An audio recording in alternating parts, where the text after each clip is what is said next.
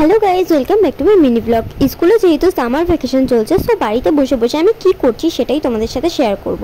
So চলো তোমরাও দেখতে থাকো। সবার ফার্স্টেই আমি চটপট করে স্নান করে চলে আসলাম। এদিকে স্নান করে আসার পর ঠাম্মা দেখছি মায়ের জন্য কি একটা গিফট নিয়ে এসেছে। মা সেটাই আনবক্স করছে, সো তোমরাও দেখতে থাকো এর মধ্যে কি আছে। তো এদিকে এর মধ্যে একটা ছিল ইনজেকশন ওভেন।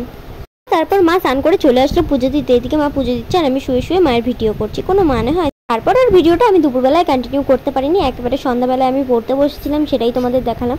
এদিকে পড়তে বসতে না বসতেই মা আমাকে এক গ্লাস দুধ দিয়ে গেল গরম গরম, যেটা আমার খেতে একদমই ভালো লাগে না।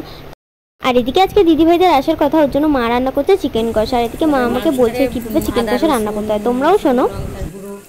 সব দিয়ে ভালো করে হলুদ নুন সব দিয়ে। তোমার কাছ থেকে আমি মাংস রান্নার সাজেশন নিতে চাই না, আমি মাংস রান্না তোমার কাছ থেকেই খাবো গো।